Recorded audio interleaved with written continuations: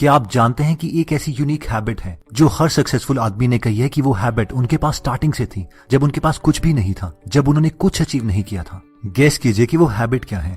अगर वो एक हैबिट हम अपने अंदर डाल देते हैं तो जिन गोल्स को अचीव करने के लिए हमें 10 साल 20 साल लगने थे, उन्हें हम 6 महीने में 1 साल में अचीव कर सकते हैं। क्या आपने गेस किया कि वो हैबिट हो क्या सकती है? वो हैबिट है बुक्स। ये एक अकेली ऐसी हैबिट है जो हमारा पूरा माइंडसेट चेंज कर सकती है, हमें हमारे गोल से बहुत जल्दी मिलवा सकती है। तो सबसे पहले हम देखते हैं इंडिया के सबसे अमीर आदमी मुकेश अंबानी को कि क्या वो आज भी इतने सक्सेसफुल होने के बावजूद कोई बुक्स पढ़ते हैं या नहीं। I read a lot of technical stuff on the technical side. I read non-fiction, so I read 5 or 6 things at one time. So then in non-fiction I'm reading, there's a great book that's come on Leonardo da Vinci. Walter Isaacson. By Isaacson. He's my favorite author, so I read. तो मुकेश अंबानी आज भी 5-6 books एक साथ पढ़ते हैं क्योंकि वो जानते हैं उनसे पहले भी बहुत सारे इनोवेटर्स आए हैं, बहुत सारे बिजनेसमैन आए हैं जिनके एक्सपीरियंसेस वो सीखना चाहते हैं, उनके थॉट प्रोसेस को समझना चाहते हैं। लेकिन हम में से कई लोग बोलेंगे कि इन्हें तो हेड स्टार्ट मिला था, ये तो धीरू भाई अंबानी के बेटे हैं, बिजनेस में आने से पहले ही एक करोड़पति थे। लेकिन अब हम एक आम लड़के की कहानी देखते हैं जो बिल्कुल मिडिल क्लास फैमिली में पैदा हुआ। हर रोज वो छुपके छुपके लाइब्रेरी जाता था, बुक्स पढ़ता था और हमेशा ये इमेजिन करता था कि क्या एक दिन मैं भी कोई बिजनेस चला सकता हूँ, मैं भी कोई साइंस की डिस्कवरी कर सकता हूँ। और बाद में ये दुनिया का सबसे अमीर आदमी बना, बिना किसी की मदद से, बिना कोई हेड स्टार्ट से। They encourage you to read books. You know, I could always get as many books as I wanted. I could go to the library.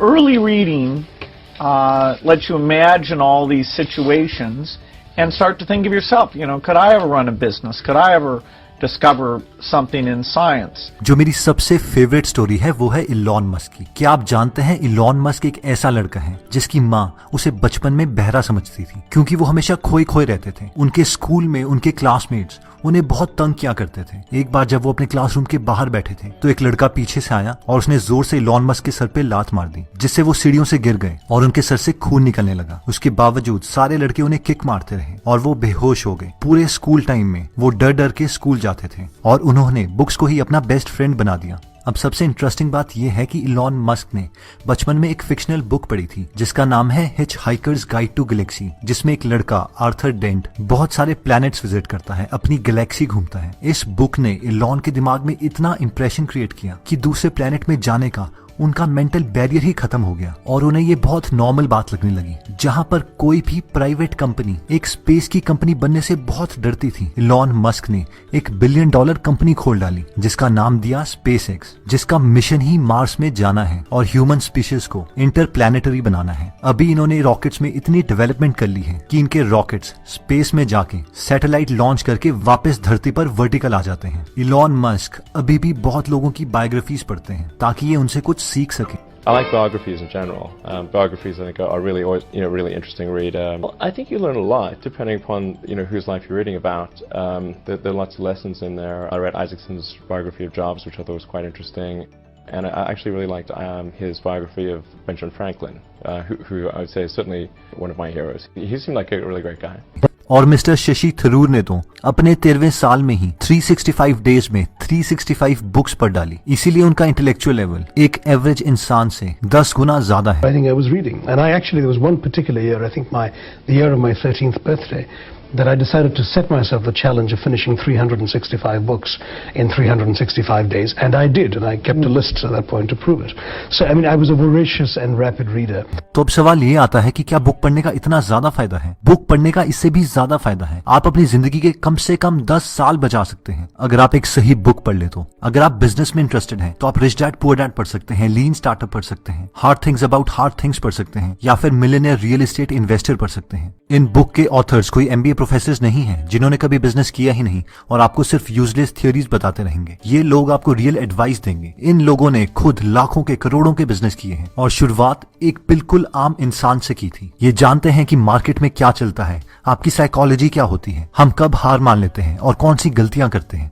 अगर हम rich dad poor dad book के author Robert Kiyosaki की बात करें तो इन्होंने एक normal salesman की तरह स्टार्ट किया था। उसके बाद 2 बिजनेसेस खोले, वॉलेट और टी-शर्ट्स के, और ये दोनों के दोनों बिजनेस फेल हो गए। उसके बाद प्रॉपर्टी बिजनेस में इन्वेस्ट करना स्टार्ट किया, रियल एस्टेट में इन्वेस्ट करना स्टार्ट किया और एक ऑथर भी बने और मिलियंस कमाए। इनके पूरे जिंदगी के एक्सपीरियंसेस इन बुक्स में लिखे हैं। अगर हम लीन स्टार्टअप बुक के ऑथर एरिक राइस की बात करें, एक रियल बिजनेसमैन, इन्होंने एक प्रिंसिपल निकाला है जिससे कोई भी बिजनेस सक्सेसफुल हो सकता है। इनकी मेथोडोलॉजी कहती है कि हमें गधों की तरह किसी भी प्रोडक्ट पर लगातार काम नहीं करते रहना चाहिए, बल्कि सबसे सस्ता प्रोडक्ट बना के पहले कस्टमर का फीडबैक लेना चाहिए और इसी तरीके से अपने हर वर्जन को इम्प्रूव करना चाहिए। इसका परफेक्ट एग्जाम्पल आता है बफर ऐप। बफर ऐप के फाउंडर जोल ने एक आइडिया सोचा। उस आइडिया का कॉन्सेप्ट था कि वो एक ऐसी ऐप बनाए जिससे सारे सोशल मीडिया अकाउंट उस सिंगल ऐप से कंट्रोल हो जाए। इसके लिए उन्होंने गधों की तरह उस ऐप पर इन्वेस्ट करना स्टार्ट नहीं किया, क्योंकि उन्होंने एरिक राइस की बुक द लीन स्टार्टअप पढ़ी थी। इसलिए सबसे पहले उन्होंने 2000 रुपए देके 3 पेज की वेबसाइट बनाई, जिसके फर्स्ट पेज में लिखा था कि वो ऐप क्या करती है, उसके दूसरे पेज में लिखा था कि वो ऐप किसी कस्टमर को क्यों खरीदनी चाहिए, और तीसरे पेज में बाय का बटन था। इस वक्त उन्होंने कोई प्रोडक्ट नहीं बनाया था। उन्होंने $100 एडवर्टाइजमेंट पर खर्च करें और कस्टमर्स को अपनी वेबसाइट पर भेजा और देखा कि उसमें से कितने कस्टमर्स बाय के बटन पर क्लिक करते हैं। इस टेस्टिंग के बाद उन्हें कंफर्म हो गया था कि ऐसी ऐप एक्चुअल में बहुत चलेगी, और उसके बाद ही उन्होंने बफर ऐप बनाई। और आज बफर ऐप की मार्केट इवैल्यूएशन $400 मिलियन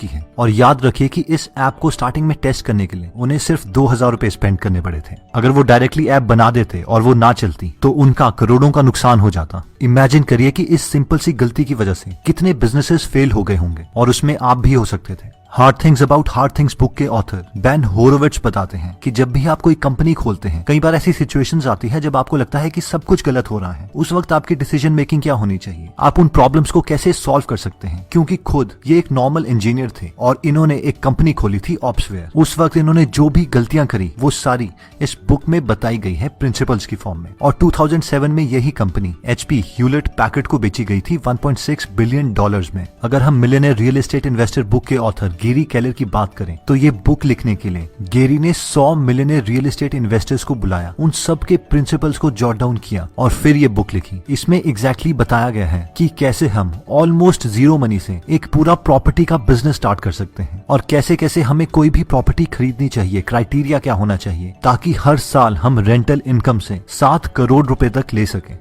मगर अब आप बोलेंगे मैं तो स्टडीज में इंटरेस्टेड हूँ, तो आप कैल न्यूपोर्ट की book how to become a straight A student पढ़ सकते हैं। ये खुद MIT से पढ़े हैं, जो कि दुनिया के बेस्ट कॉलेजेस में से एक है, तो इनकी बात तो हमें सुन ही लेनी चाहिए। या फिर बारबरा ओकली की book a mind for numbers पढ़ सकते हैं। ये खुद स्टडीज से, मैथ से, साइंस से बहुत डरती थी, और आज ये प्रोफेसर है ओकलैंड यूनिवर्सिटी में और स्टडी करने के नए नए तरीकों के कटिंग टेक्नोलॉजी पे काम करती है। या फिर बेनेडिक्ट केरी की बुक हाउ वी लर्न पढ़ सकते हैं। अगर आपकी मेमोरी कमजोर है तो जोशुआ 4 की book moon walking with Einstein पढ़ सकते हैं। अनलिमिटेड मेमोरी पढ़ सकते हैं। You can have an amazing memory पढ़ सकते हैं। अगर आप कम टाइम में ज्यादा आउटपुट चाहते हैं तो आप प्रोडक्टिविटी बुक्स पढ़ सकते हैं, जैसे कि deep work, the one thing, how to get things done, smarter better faster, eat that frog पढ़ सकते हैं। अगर आप रिलेशनशिप में इंटरेस्टेड हैं, राइटर बनना चाहते हैं, जगलिंग में इंटरेस्टेड है, मैजिक में इंटरेस्टेड है, म्यूजिक में इंटरेस्टेड है, इवन गिटार में इंटरेस्टेड है, तो इन सब के लिए इस फील्ड के बेस्ट लोगों ने अपनी पूरी लाइफ के एक्सपीरियंसेस एक बुक में लिखे हैं, जिसे हम पढ़ सकते हैं। जब मैं छोटा था तो मेरे डैड एक मुझे कहानी सुनाया करते थे। सड़क में एक बहुत बड़ा गड्ढा था, एक गधा वहां पे आता और हर बार उसी गड्ढे पे गिर जाता। अगले दिन एक इंसान वहां पे आया, वो एक बार गिरा, लेकिन उसके बाद वो कभी नहीं गिरा, क्योंकि वो अपनी गलतियों से सीख रहा था। लेकिन एक समझदार इंसान, एक इंटेलिजेंट इंसान ये सारी चीजें देख रहा था, और वो कभी भी उस गड्ढे पे नहीं गिरा, क्योंकि वो औरों की गलतियों से सीख रहा था। अब हमें डिसाइड करना है कि हम गधे हैं या एक इंटेलिजेंट इंसान, क्योंकि अगर हम गधे हैं तो हम अपनी गलतियों से भी नहीं सीख रहे, इसलिए हम अपने सपने कभी भी अचीव नहीं कर पाएंगे। अगर हम एक इंसान हैं तो हम सिर्फ अपनी गलतियों से सीख रहे हैं, इसलिए हम उन सपनों को अचीव करने के लिए इतना टाइम लगा देंगे कि मरने से 5 या 6 साल पहले अपने सपनों तक पहुंचेंगे। और अगर हम एक इंटेलिजेंट इंसान हैं तो हम औरों की गलतियों से, औरों के लाइफ लॉन्ग एक्सपीरियंसेस से सीखेंगे, और इसीलिए अपने सपनों को बहुत जल्दी पालेंगे। जो इंसान कहते हैं कि मुझे औरों को कॉपी नहीं करना, मैं तो अपनी गलतियों से ही सीखूंगा, वो इनडायरेक्टली ये कह रहे हैं कि मुझे औरों के एक्सपीरियंसेस से नहीं सीखना, और ऐसे इंसान अनफॉर्चुनेटली गधे ही हैं।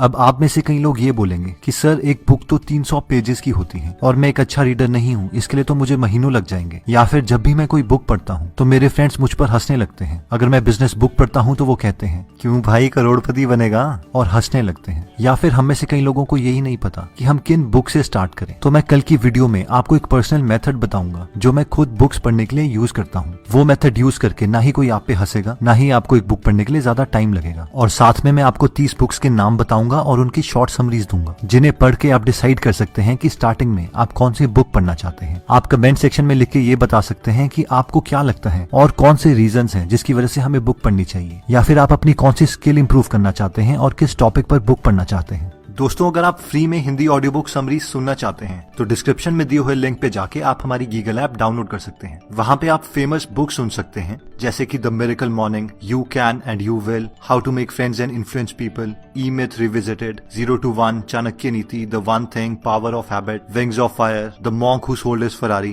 And many more. और हर हफ्ते इस ऐप में हम एक नई ऑडियो बुक समरी डालते हैं। अगर आप हमारी वीडियोस मिस नहीं करना चाहते तो हमारा पेज लाइक करने के बाद 3 डॉट्स के बटन को प्रेस करके फॉलो के बटन को सिलेक्ट कीजिए और फाइनली सी फर्स्ट के ऑप्शन को सिलेक्ट कर लीजिए। इससे आपको हमारी हर पोस्ट मिलती रहेगी। जय हिंद।